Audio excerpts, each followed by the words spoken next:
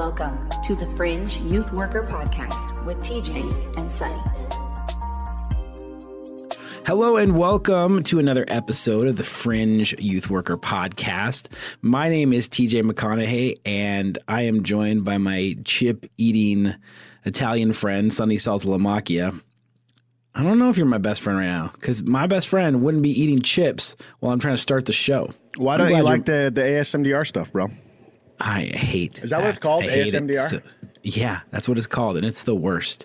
As a counselor, Sonny, let's jump right into it. As a counselor, Sonny, tell me, why the heck are kids into this stuff? I don't even know what it means. I couldn't tell It's supposed to be a form of like therapy. No, you don't even know? It's quiet or what? I don't know, dude. It's like therapeutic?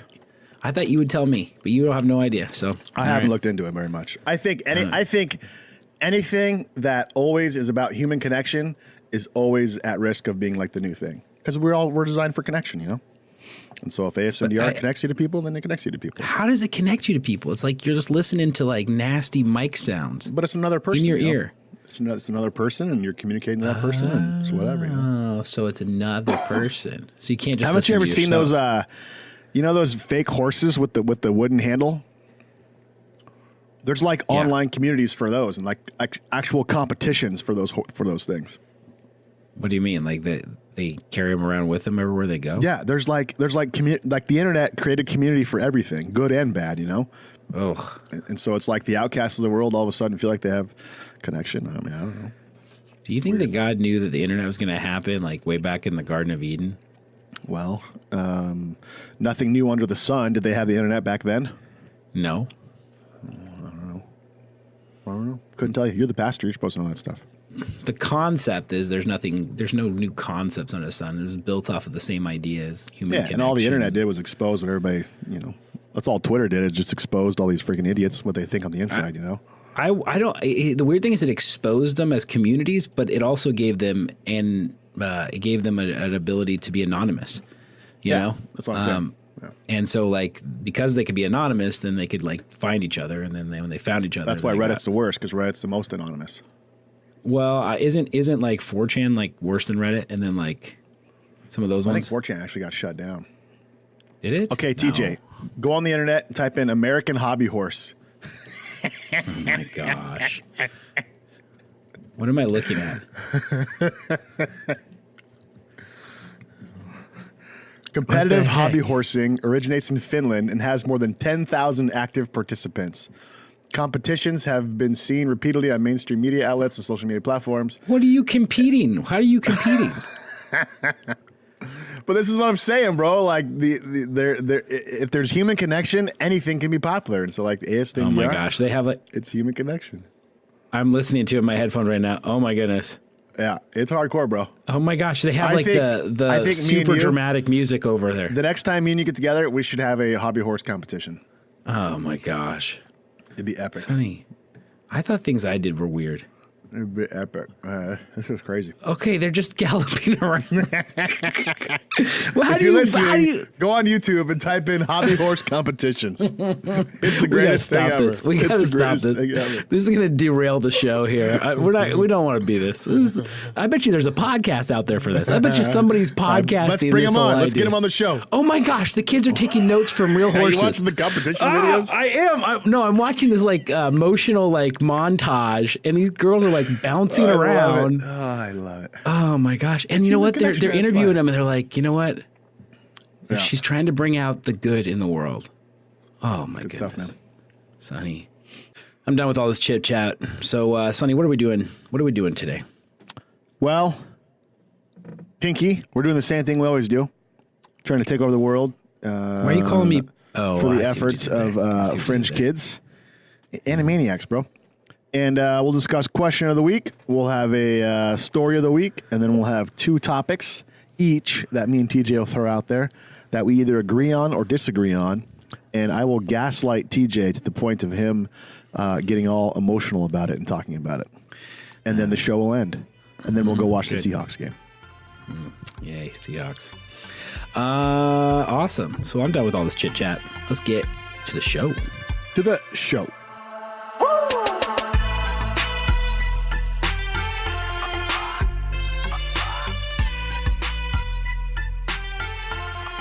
Join the conversation on Facebook and Instagram. And when you subscribe to this podcast, please leave us a 5-star rating. We desperately need your approval. Question of the week. It is time for me to throw out a question to Sonny, see if he can answer it. Then I also answer it so that for your benefit, it is for your benefit. This is probably the most serious part of the show. However, sometimes we aren't that serious. Sometimes we are that serious. So, Sonny, are you ready for your question? Go ahead, Teacher McConaughey. All right. On the hard days, what motivates you to keep going as a youth worker? On the hard days, what motivates me to keep going as a youth worker? That's a good question. I think I just have to remember why I do it, why I got into it, and that sometimes, and I think especially when you work with kids on the fringe, you don't really see a lot of fruit. Like sometimes you see immediate fruit. Sometimes you see a kid kind of just get it and just turn his life around, and all of a sudden, next thing you know, he's kicking butt, or she's kicking butt, or they're kicking butt. And life's great. But oftentimes you don't really see the fruit until like they get like past the teenage years. And I always stress this to parents. I say, because they're always like, "Will my kid ever get normal? What's going on?" And I say, sometimes the goal is just to get through these teenage years and to keep the conversation going, to keep the relationship alive. They may go out and smoke weed. They may drink. They may do this. They may do that. Or are they open with you about it? And if they're hiding it from you, then that's a symptom of a bad relationship, because maybe they don't trust talking to you about it, you know? And so sometimes the best thing you can do is just get through it with them, you know? And then that way, when the kid's on the back end of it, when their brain's fully developed, they can look back and go, "Oh man, I made some dumb choices, but this person was always there for me," and yada, yada. I'll give you a case in point. There was a girl, TJ, you've met her. She's been to one of our camps a couple years ago. And when I first met her, she had been referred to our agency after getting drunk and doing a bunch of Xanax and passing out half naked in one of the sports fields. And the next day was school, and some of the admins found her. And really rough background, just the status quo for as far as ACEs and all that kind of stuff goes in her house. And I remember the first few times she came to group, one time in particular, we were literally arguing about why she should even live, what's there to live for, and just had that conversation. Fast forward 3 years later, she's going to graduate high school 6 months early. She's probably going to get married here in a few months, and she wants me to officiate the wedding. And she says things like, "Life is wonderful," and "life is precious," is what she said the other day. She got a FTP tattooed on her knuckles, which stands for F the population. It's a popular phrase amongst certain rap groups and stuff like that. She got it covered up recently with flowers, and just her whole entire life has changed. But she's 18 now. When I first met her, she was 15. And sometimes I think you have to remind yourself that this is a long game. It's not just a next week we're going to see results. It's a next year and the next couple of years, and you got to stay the course, and the kid might get pissed off at you, and you might have the worst group or the worst meeting ever, but stay the course, keep going, and the fruit often shows itself through the passage of time. Yeah, I love that. I love all of that stuff. And so when you're having a hard day, you think today is temporary and the long game is what I'm shooting for. I'm shooting for 3 years from now, not tomorrow. Yeah, you know, and at the same time, like, every time that kid gives you crap and you love them despite it, you're kind of denting their armor, so to say, because, you know, fringe kids come in and they have a lot of armor because they've been hurt and they don't want to get hurt again, so they put up a lot of armor. And every time you love them despite them attacking you, you put a chink in their armor. And eventually, over time, you can wear that armor down, and they have no choice but to let you in because you've proven that you're worthy to be let into their life. Oh man, that's huge. So many good stuff there. So much good stuff there. I think for me, it's a couple things. It's affirmation. People coming around and affirming that I'm on the right path, because, you know, when you're doing it and you think hey, I'm in the right place, but the hard days are the days you start doubting that. The hard days are the days when you're like, man, I don't know if I'm on the right path. I don't know if I'm doing the right thing. And couldn't I go do something else? Isn't there just something else I could be doing? And you know, if you get into this business and youth work, you know you can make more money by just going down to a car dealership and becoming a car dealer. Subway or McDonald's. There's lots of outs. There's lots of moments where it's like, man, I could make the same amount of money somewhere else. But it's the people who have gone before me and who look at what I'm doing and are excited and they're encouraged. And so they bring that encouragement back to me. And, because sometimes you can't see it. And that's why you need somebody who's like a coach or a mentor figure in your life to say, you're doing the right thing right now. You can't see the finish line, but I can, and you're going to make it. And so that affirmation from other people, I think my personality type really finds itself right in the middle of positive affirmation. So I need positive affirmation. My youth pastor, when I was growing up, I don't know where he got this from, but he always said it would take 6 good things said to you to make up for every one bad thing. And I've heard different people say different versions of that over the time, but I think that's true because, just one person making that critique that's, like if you make a critique of something I'm obviously not great at, like, I don't care. Like I don't, whatever, but if you critique something that's like an insecurity for me, oh man, that's the days where it becomes hard, and I think I lose my focus. So the affirmation, and I would also say like a commitment to God who endured. It's weird to say it like that, but Jesus went before us and he went to the cross ultimately. But before that, he even suffered, we see him being tempted in the wilderness, and we see Jesus living this life as a human, completely depriving himself of all of what his deity should allow. And he does that for us. And he takes it all the way to the end. And so when I think about my suffering and my hard days compared to Christ's suffering and Christ's hard day, man, that can bring me out of my suffering so quickly. I had a hard moment last year when I got shadow banned on TikTok, and I'm just sitting there thinking like talking to Jesus about that and him being like, yeah, tough day, bud. Yeah, I think that's good too. I often think about like my complaints of today were my dreams of yesterday. And so like, sometimes I complain about, I have to manage staff and I have to manage a building and I have to manage being in the schools and I have to manage camp. And like, these are all things I dreamed of for my program years ago. And so I think sometimes we get I think there's this not really phrase, but like if you're too close to a kid or too close to a situation, sometimes you can't see the truth. And so I think sometimes when you're inside your program all the time, when you're constantly working in your program, you kind of you lose sight of maybe where your program came and how far your program has gone. Because literally like being inside the schools, having our own building separate from the main building, having a staff, like these are all things I prayed for years ago, and they've all happened.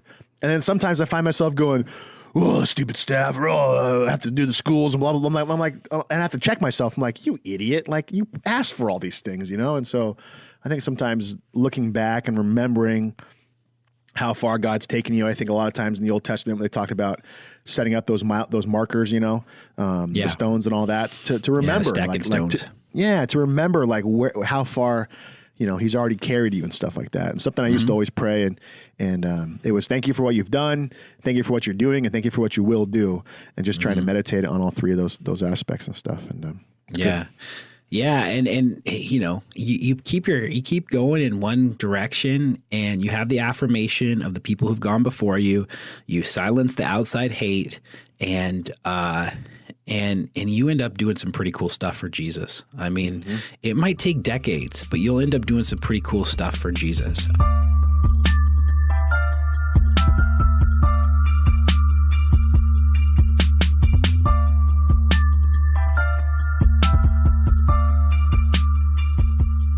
Tales from the Fringe.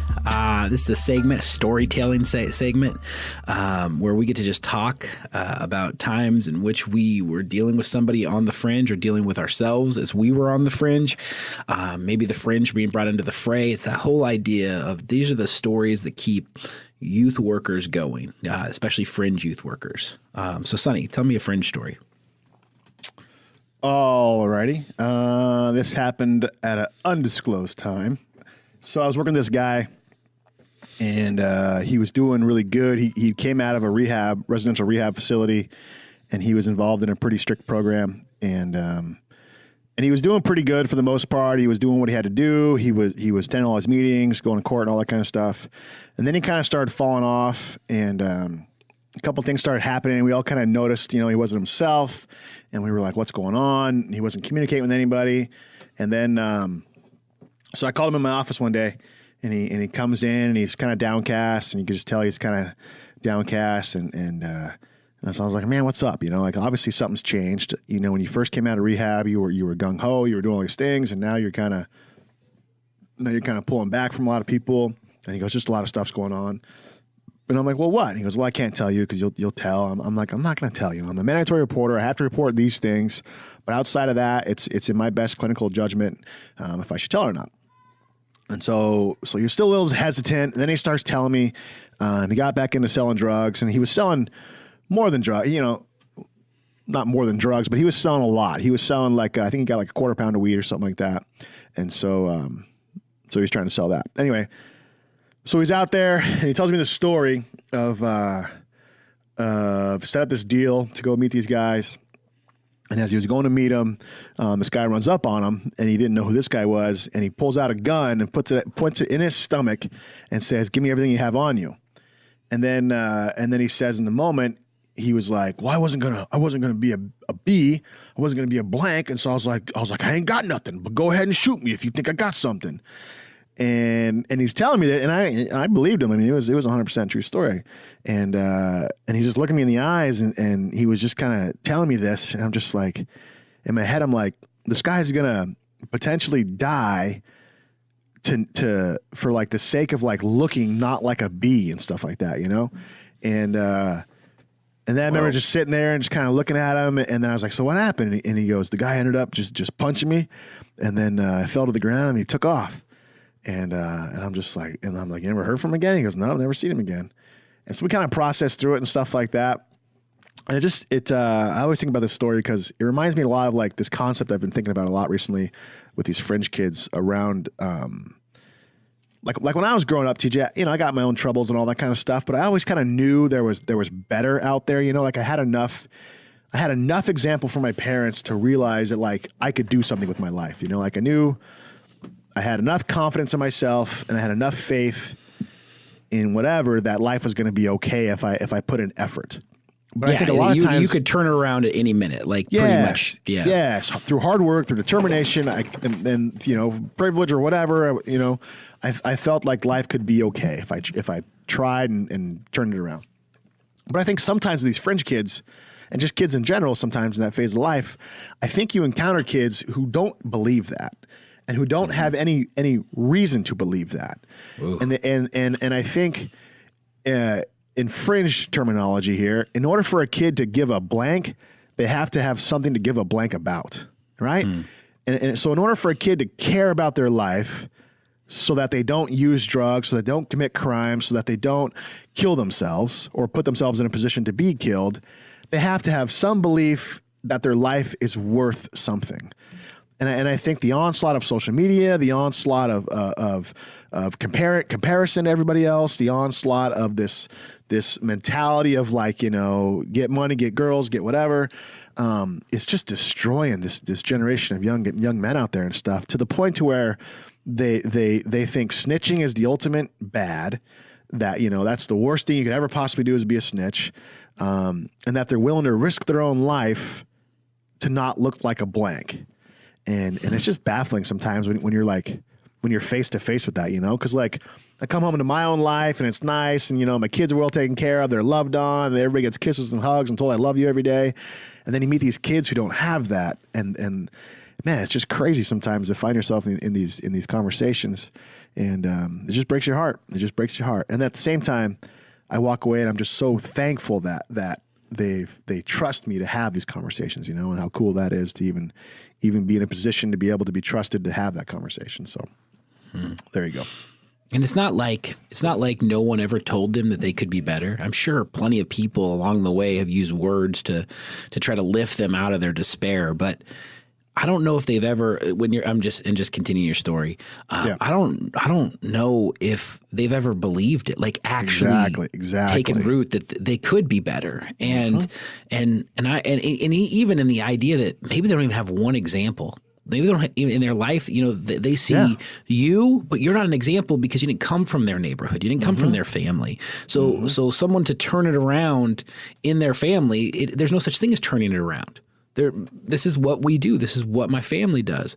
And that's scary to think that there's whole populations of people out there who are growing out without hope. I mean, that's not hope, you know? There's just generations of hopelessness, you know? Yeah. And then you think of that verse what's that verse in the Bible where it talks about, you know, the sins of a father go down to the third and fourth generation. Oh yeah. And so you think about that, you know, and the whole concept of like breaking the chain and all that kind of stuff, and how hard that is. And me and you are both kind of doing that in our generational families, and so.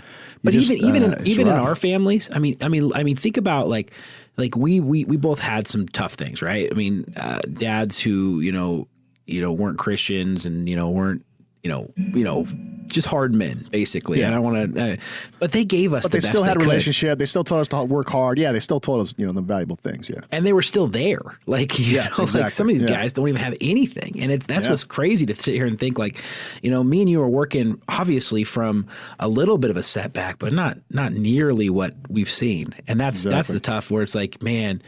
And when someone does rise out of that, it is pretty amazing. And that's why, when I think about like Juan Gonzalez, I think, man, there you go. There's somebody who rose out of that. He got set back even further than I did. But anyway, good stuff, Sonny. Good tale from the Fringe.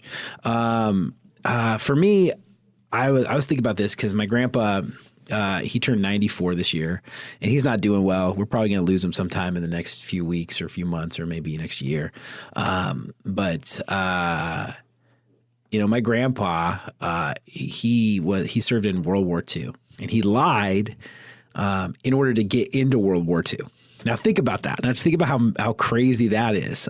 He wasn't going to school. He was already working on the ranch, and the government said he had got to be this age, and he just lied in order to be able to go and fight. And he joined the Marines. And I think at 16 or 17 years old, he finds himself far, far from home with a Browning automatic rifle going up to a shore and them dropping a huge gate, him running out in there and having cover fire as he takes island after island in the Pacific. And that's what he did with his 17-year-old and 18-year-old. Now think about that in like retrospect of like the 18-year-olds that we know. I mean, it's crazy when you think about like what he was dealing with at 17 years old compared to what we deal with at 17 years old. But I remember the story where my grandpa, like the day it sunk into me that my grandpa had a pretty fringe upbringing, had a pretty rough upbringing. My grandpa brought out this rifle, and my family's all a bunch of Irish drinking storytellers. And, you believe about half the things that come out of their mouth, and that's probably a pretty good ratio if you're believing half of it. Yep. But he brings out this little pistol bag, and it doesn't look like, like a cowboy pistol bag like he would own. It doesn't look like anything he would own. And he opens it up, and he pulls out this little pistol. It's a little, and it's a little tiny pistol. It kind of looks like a German Luger, if people are familiar with that type of gun. Really skinny barrel on it, and just a little tiny, I think it's like I think it might be an 8mm pistol. And he's like, this is I think he called it a Japanese Nambu, like bamboo with an N, Nambu pistol. And I'm like, whoa. And he's like, yeah. I could connect the dots like of where he probably got that from. But then there's this little pouch on the holster bag, and he opens up that holster bag, and he empties it out, and 2 teeth come out of that. 2 teeth. Of course, 2 teeth fell out. Oh my gosh. And at this moment, I'm like, we are far from BSing here. You know, like this is nuts. And I'm just shocked. You know, this is human remains.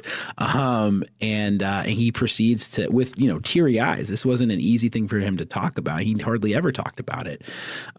He proceeds to tell me about an officer that he killed on an island, a Japanese officer that he killed on an island. And when you killed an officer, you took a souvenir as a Marine, and he took 2 teeth, which meant that he killed 2 of them, and he took a pistol, which meant that he took 3. So he killed 3 officers. Now that's more, not just officers. He's probably killing lots of people, and it's just nuts to think like. I know this is kind of a throwback, you know, and the application is tough, but. To think about the life that my grandpa lived, and to think about who he ultimately became, and his struggles with the church and with God, and even now, you know, there's people in my family who are praying for him and hoping that, you know, somehow he finds God and all this stuff, and there is a disconnect because of the things that he saw, the trauma that he experienced at 17 years old, I just think about that as we minister to fringe kids, you know, like the medium might be different, you know, but where you're sitting, Sonny, I'm sure you know, you're talking about guns today, and what's going on in life or death situations. There is still this incredible trauma that fringe kids go through, that until they really have a real chance at processing that, statements like Jesus loves you make no sense. And they're meaningless. It's meaningless. Yeah. And if they don't process it, oftentimes they get really, really, really hard. Now, my grandpa is a great guy in a lot of different ways, but you know, he could never understand, you know, my love for God, or, you know, when my dad got baptized, or any of this stuff, because he might just saw too much, and he just tucked it way, way down, and he stored it away like he stored away that Japanese Nambu rifle pistol. So pretty nuts, right? Yeah. I recently heard a quote that I was thinking about I think I heard on the Joe Rogan podcast, but he said, hard times create strong men create good times create weak men, and weak men create hard times. And so like I don't think it, when you do the comparison of like that generation versus this generation, because ironically, TJ, my great uncle had 2 older brothers. He was 16. He lied to get in the Okinawan War to be with his brothers, because his brothers went over to fight, and he was like, well, I want to be with my brothers. And so he lied to go over there. Yeah. I work with kids who lie about their P tests for court purposes and stuff like that. And you know, I think, and I've heard you stick up for millennials, and I think a lot of times, you know, we bash the millennials and all, you know, just that whole like, well, my generation, when I was coming up, and my music and blah, blah, blah. But I think that quote sums it up, because like, you know, 80 years ago, 100 years ago, when we were entering in these wars and stuff like that, like those were hard times, and it took strong men to get out of those hard times. And then these strong men created good times in the 60s and 50s, like when we were building America and stuff like that. And then now we've had it so good, maybe that's why like we're bored now, you know, like the American culture is bored. So we're like, are there only 2 genders? You know, it's like, we don't, you know, like now kids play Call of Duty and stuff like that, you know? Yeah. And so it's just different times and stuff. And I don't really think you can fault any one of them, but it's definitely changed. There's definitely strong men out there, and I'm seeing a slow movement coming up. It looks like on social media and throughout different outlets there, where it's like the strong men mentality is coming back, where it's like, you know, you're depressed. Okay. Are you working out? What's your eating like? What's your exercise like? What's your relationships like? Instead of just saying, "Oh, you're depressed. Here's a pill." What are you doing? What are you doing for yourself first and foremost, and stuff like that? You know. And so I think that's healthy. But I also think I think it's hard. I think men like men who've been through a lot struggle with church. I know it's a fact because I've talked to so many, myself included. You know, I was at church last night, and there's just something about it. I don't know if it's the way we do it, the way church has just always been done a certain way, and it hasn't changed in a long time. But I don't know, man. I don't know if the church has really hit the pinnacle yet for how it brings in those hardened men. Because my dad was the same way. He was a hardened guy, and he wanted nothing to do with the church. He was like, it was weak to him, you know. But maybe that's Jesus came. He didn't come like a strong guy, but at the same time, he had his moments where he said strong things, but. Yeah, Jesus said some pretty masculine things sometimes. I mean, I did not come to bring peace, but a sword. That's a pretty masculine thing. When he tips over the tables and then makes a whip and starts whipping fools, that's a pretty masculine moment. The cross, but we don't preach that Jesus, whole thing. Though. We don't preach that masculine. Jesus. Yeah, like when does that Jesus ever preached? Well, it is in some pockets. I think that if you were in the South, you would get that Jesus a little more. And, there's been little pockets of Christianity that sort of tied itself to masculinity over the years. But the problem with that is anytime you tie yourself to a cultural trend, once that cultural trend leaves, people think, oh, well, that's, Christ is irrelevant. And that's the problem with tying Christ to any version of the gospel other than the gospel. I think that's, the church as we do it right now will change, and it will change for the better or for worse or for whatever reason. It changed from 50 years ago. It changed from 50 years before that. I mean, the churches that my grandpa was going to when he was 17 years old and he was getting turned off by it aren't the churches that are happening today.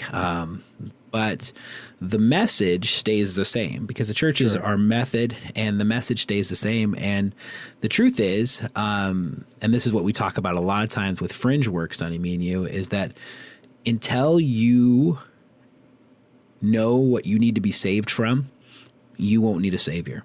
And that's the whole thing here. You find your bottom and then you go, oh, okay, I need to get out of this. And that was my story. That was your story. That's every testimony ever is that, oh man, I had nowhere else to turn. So I turned to God and it worked. Right now at youth group, we're doing testimony building and that's what we're doing. And you know what the hard thing about it is? There are some, high end, awesome church kids who know everything there is to know about Jesus, but they do not know. Except knowing Jesus. Except for knowing Jesus because they haven't had that. And that's the rich young ruler, right? The rich young ruler says to Jesus, I know all these things. I've known all the things that you're saying from my youth. That's what he actually says to him. I know what you're saying. And then Jesus says, okay, follow me. And isn't that crazy that what he does there is he separates it out. He shows you a picture right there of someone who knows all the church stuff, but cannot follow Jesus. And as being a youth pastor, especially a youth pastor who's had some fringe kids come through and dealt with a high number of church kids, there's a lot of kids who know a lot of stuff, but for some reason or another can't follow Jesus. And I think it's usually because they haven't found their bottom. And it really is crazy when the crap drops. That's the best time for the gospel. And that's the time where the gospel and we actually need a savior. People who don't need to be rescued don't need a savier. But I was thinking last night in church actually, how do you present Jesus to a culture that has everything? Like just what you said, like sometimes people don't need Jesus until the shoe drops. So how do you present Jesus to somebody who has both shoes on? I think that's where Christ says it's hard for a rich man to get into the kingdom of heaven. And that's what we're dealing with. And that's why there is a decline in churches because we have affluence. And that's why 50 years ago when things weren't so awesome and great and everyone was trying to have a party and we weren't making up problems, people went to church. Because times were rough, because the Dust Bowl was going on, because the Depression was real, because World War I had happened and World War II was about to happen. And I mean, those things drive you to a savior. Whereas, right now we're like you pointed out earlier, we're creating issues in order to wage war with each other because we don't have enough issues.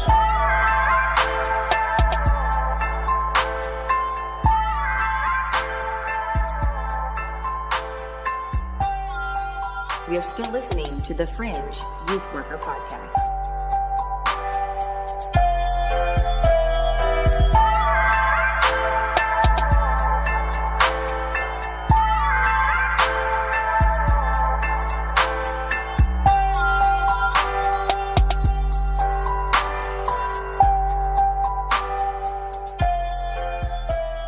right. Well, on that downer note, gosh, we got kind of crotchety there for a second. Well, sometimes they're good topics, sometimes they're bad topics. All part of life. Man, yeah, we turned into some old guys on the porch at that point, talking about our day. Anyway, if you disagree with us, go right Get off over my to the lawn, Facebook. church kid. Yeah, we might have ticked off some people with that session, with that thing. Anyway, let us know on Facebook. We'd love to hear from you, especially when you disagree. It is now time for Pick or Flick, and we got to get through this quick because the Seahawks are playing the Packers, and we both want to watch this game. So, Sonny, give me your first Pick or Flick topic. Okay, we'll start out nice and light, TJ. Okay, you ready? Yes. Hot sauce on your eggs. Like what verifies as hot sauce? Give me more specific. Like putting hot sauce on your eggs. I'll put salsa on my eggs. Like I'll put a medium salsa on my eggs, but I don't. Okay, how about Tapatio on your eggs? No. Why not? I don't like Tapatio. You don't like Tapatio? No, I don't like it. I've never sometimes liked it. wonder how we're friends. Well, yeah, you put it baffles my on mind. everything. You have no taste put it on buds everything. left. The only thing you would taste is Tapatio now, so that's why you have to put it on everything because you burned them all away. Best thing ever. Okay, I'm picking it. Hot sauce, salsa sometimes too. But like I've been making this thing recently. I call it Dad's famous cheesy eggs. All it is scrambled eggs with a whole bunch of cheddar cheese, sprinkled on top, and then melted on top, and then Tapatio on top of it. Like it's the best thing ever, dude. And your kids like it? No, they don't eat the hot sauce. They just eat the cheesy eggs. But I like it. Well, I thought Tony likes it. Tony's slowly starting to eat hot sauce and stuff. Yeah. You're calling He it likes dad stuff, and you're not serving it to your kids, so it's just Well, like I give them the cheesy. They get the cheesy eggs, but I get the hot sauce on mine. Okay. I see what you're saying. I thought you named it this. Like it sounds like something you'd name for your kids, but then they're like, you're just eating it. Okay, that's just egocentric.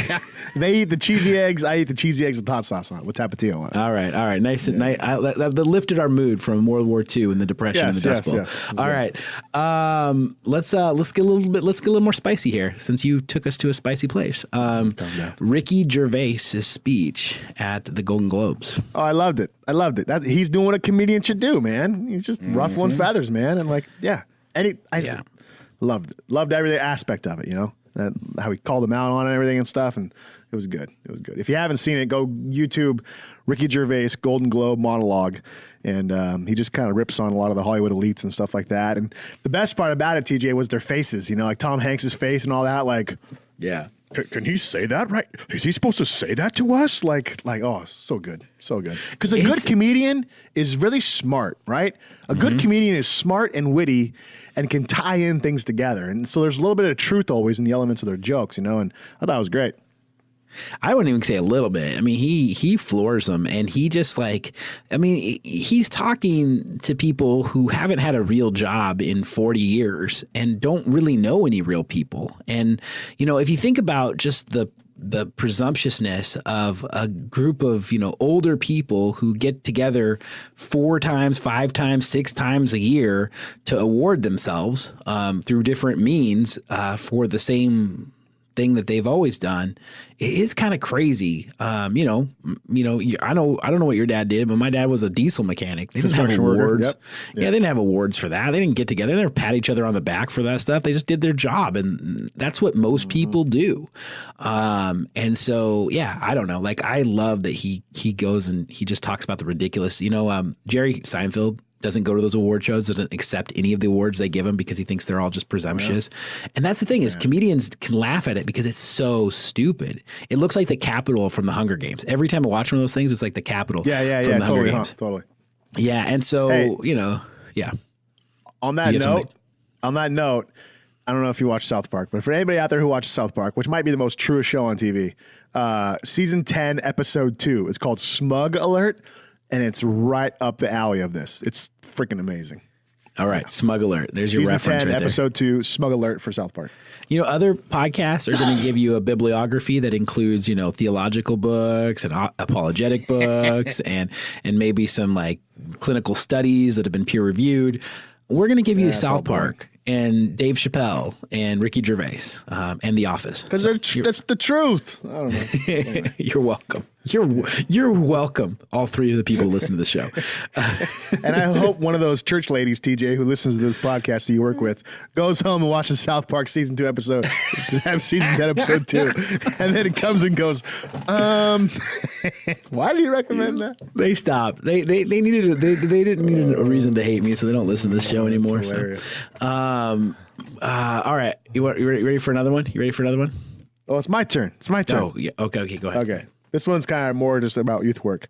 Once a month events. So you have your weekly stuff, but then once a month, do you do an event like anything out of the ordinary? Not on that schedule, but it does work out to about like once a month or once every 2 months is kind of our event schedule right now. But we don't do it that way. No. Okay. So I'll flick it. Kind of go back. Oh, go ahead. So I'll flick it. I'm flicking it. Looking at. Is there a benefit to doing it, or just whatever your program does, or what do you think? I think you should do events. Special events have their thing. I think that you have to balance quantity and quality. Some people, especially if you're bivocational, you can't do once a month events. And so you should do one event every 6 months, but it should be a killer event. It should be a lock-in. It should be the best event you can do. However, the once a month events, that's just too much. So I think whatever you can do, but balance your quantity and quality. But I would say I would flick that just on a general rule that you should do one event every month. Gotcha.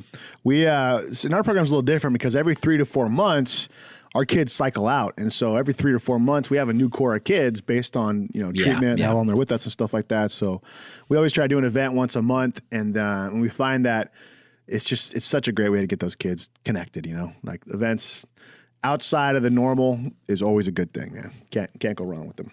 All right. You ready for another one? Last one. Here it is. Fidget toys / thinking putty. Now I'm going to preface this.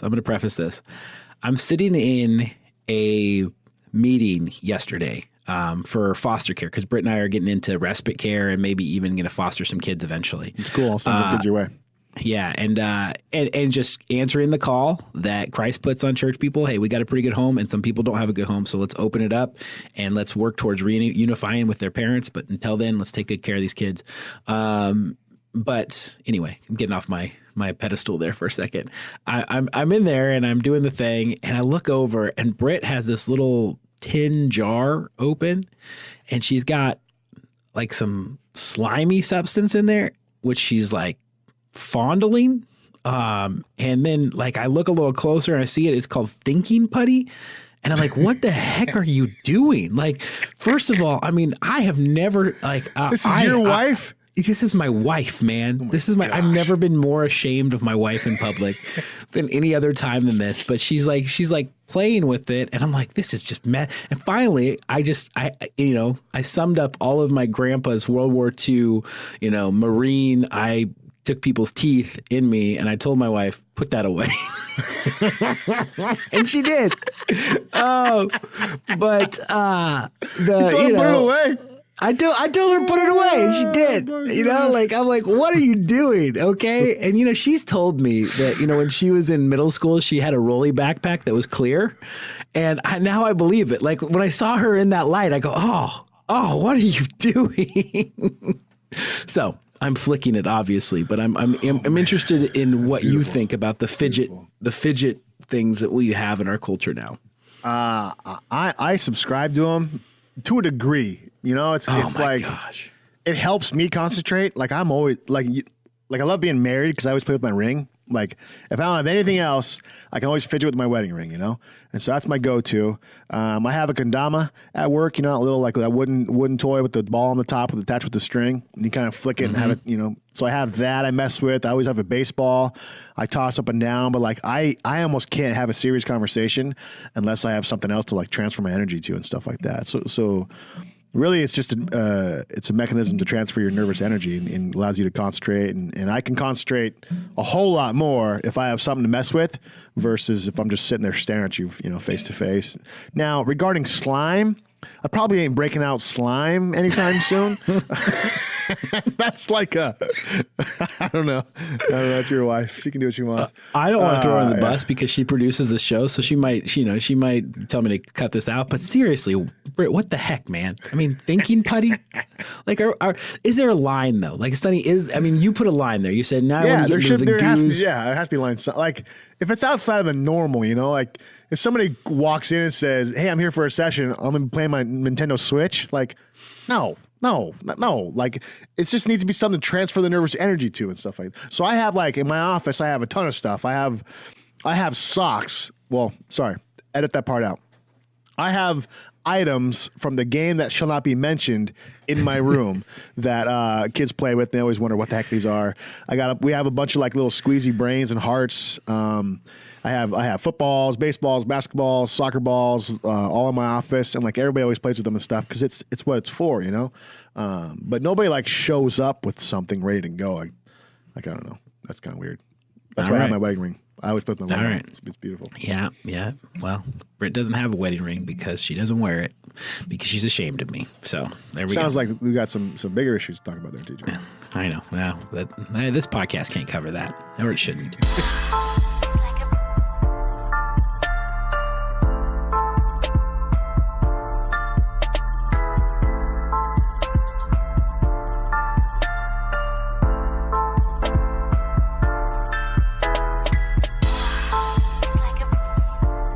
All right, this has been a thrilling episode of the Fringe Youth Worker Podcast. Also, Sonny, I want to congratulate you and me on our 40th episode. We have done it, Sonny. We have officially. Now, if you find the Fringe after this episode, it is literally a full-time job. It is 40 hours to get yourself caught up. So we've done that to you. So you are welcome. But we also want to just tell you, you don't have to go back and listen to the early episodes. They weren't probably great anyway. We've gotten a lot better, at least Sonny has. And that's the part that we've been all hoping for and praying for. But congratulations, Sonny. 40 episodes. What do you think? It's pretty cool. I mean, what do you want me to commentary. Say? What do you want me to say? Thrilling commentary. Freaking coolest thing ever in the world. We made it to 40 episodes. I mean, we were just yesterday. That was never a goal. 40 was never a goal. I don't know I don't know if it's a goal. Maybe it's over the hill. Maybe because Sonny might have turned something this year that he's kind of like bitter at that number. I got no issues with 40. I'm playing with my slime juice. I'm okay. 40's cool. 50's like 50 is a number. 100 is a number. When we get to 50, I'll be like, all right, 50 episodes. That's pretty cool. So what are we going to do when we get to 50? You're that guy who celebrates like an 8-month anniversary, huh? Yeah, I do. Yeah. Because I'm a 7 on the Enneagram and I'm an enthusiast. So anytime you get a nice solid number. We've been hanging out for 63 days. It's our 63-day anniversary. I would never do 63 days. 63 days. It would be 60 days. It would be the the top. So 40. When we get to 50 will be cool. 50 and 100. It's 40 hours though. Doesn't that work? It's a full work week. 40 hours a week. 40 hours because we've had episodes that were on an hour and a half before. I know that is true. But we've also had episodes that are like 40 minutes. So we've caught up. We were probably right there at 40 hours. Anyway, Sonny, it's been awesome. It's been cool. We got 3 minutes until the game starts. So I'm going to say goodbye, but unless you have something else you want to say. Texans just dropped a touchdown pass. This is the ultimate tank job. Freaking can't stand it. This is the Fringe Youth Worker Podcast.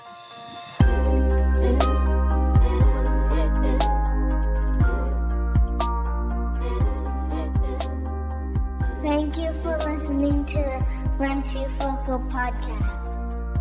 Don't believe anything